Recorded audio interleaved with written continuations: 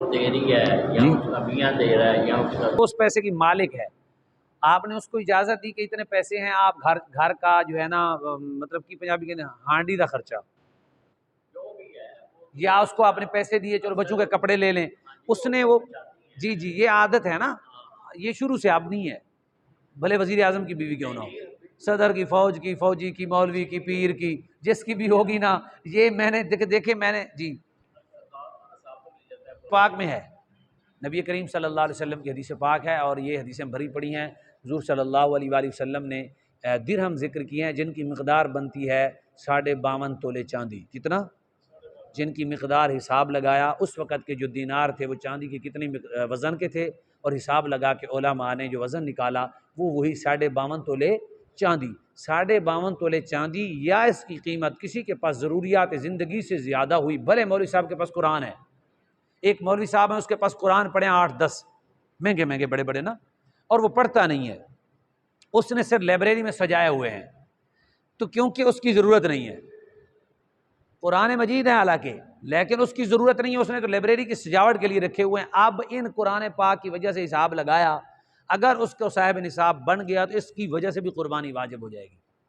यानी ज़रूरियात ज़िंदगी दीनी किताबें ही क्यों ना हो, दीनी किताबें कुरान पाक और हदीस नबविया की कुतुब ही क्यों ना हो, उसको ज़रूरत है, वो पढ़ता है, मुताला करता है, आवाम नास में, उम्मत में बयान करता है, तो तब तो है ठीक, वरना वरना ऐसा नहीं होगा, उस कुरान और किताबों की वजह से भी कुर्बानी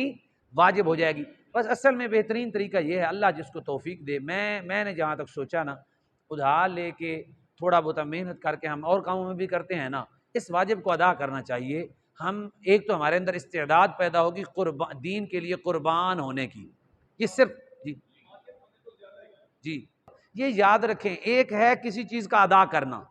क्या, मैं बार बार कहता हूँ, हमसे लोग पूछते हैं कि गोश्त रख सकते हैं कि नहीं, लोग बार बार हमसे पूछते हैं, ये नहीं पूछते कि सारा दे सकते हैं कि नहीं। अच्छा, नहीं मैं वैसे वैसे अर्ज कर रहा हूँ ना, गोश्त हम रख सकते हैं कि नहीं भाई, कुर्बानी जब आपने ज़िबा कर लिया, ये शरीयत है, दीन इस्लाम में बड़ी वुसअत है, आपने जैसे जानवर ज़िबा किया आपका वाजिब अदा हो गया, वाजिब, वो जो कुर्बानी करने का सवाब था वो भी मिल गया, आगे रह गया सवाब गोश्त वाला, वो करेंगे तो मिल जाएगा, नहीं करेंगे तो नहीं मिलेगा। यानी कुर्बानी भी आपकी अदा हो गई। उसका भी तो 3 हिस्से हैं ना आप हाँ, घर के अफराद हैं 10, भाई एक बकरा आप अगर ने 30 किलो का भी लिया है तो उसका तो निकलेगा 15 किलो गोश्त, 30 किलो के बकरे का 15 किलो से भी कम हो सकता है, मैं तकरीबन 15 किलो से ऐसा कम होगा ना, उस दिन हिसाब लगा रहे हैं, 40% गोश्त निकलता है जी, जानवर से गोश्त निकलता है 40%, आप खुद सोच लें, वो 15 किलो भी ना हुआ, यानी 30 किलो का है तो फिर तो समझ लें 10-12 किलो कह लें, तो इतना सा गोश्त निकलेगा, जिसका 10-12 किलो गोश्त निकलेगा तो उसकी फैमिली इतनी बड़ी है, तो उसको शरीयत में कोई गुनाह नहीं है, वो अपने घर में खाए मौज करे, शरीयत उसको कहती है इजाज़त है, वो खुद खिलाए अपनी बेटियों को खिलाए, अल्लाह ताला उसको जज़ा दे देगा, अल्लाह ताला। जिसकी फैमिली बड़ी है, जिसकी छोटी है तो या अल्लाह ताला ने उसको तौफीक ज़्यादा दी है तो वो सुभान अल्लाह, वो जितना करे करना चाहता है। ये नहीं है कि ये जो अफराद इतने बड़े हैं, 10 अफराद, जहाँ ये बड़ी ना हो जाए फिर किसी को समझ नहीं, एक अहम मसला सुन लें यार, ये बहुत बड़ी गलती होती है, हमारे यहाँ गोश्त की ढेरियाँ लगा के तकसीम कर देते हैं, शरीयत में मना है, शरीयत में मना है, गोश्त तोल के तकसीम करना चाहिए। क्यों? ये आदम जवाज़ हक़ शरा है, ये फ़ुक़हा ने लिखा है, यानी आपको हक़ की नहीं है कुर्बानी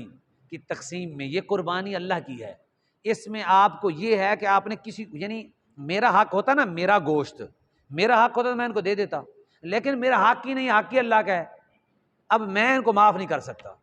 यानी ये मुझे माफ़ नहीं कर सकता, यार पाओ तेरे ले चला गया था माफ़ की था, नहीं नहीं नहीं नहीं, जब तक 7वां हिस्सा मुकम्मल आपके पास नहीं होगा उस वक़्त तक आपके पास हक़ ही नहीं है किसी को बोटी दें। बात समझ रहे हैं? नहीं समझे? 7वां हिस्सा ज़रूरी है, कम नहीं होना चाहिए ना, अगर आपका ज़्यादा हो गया तो इनका कम हो जाएगा ना,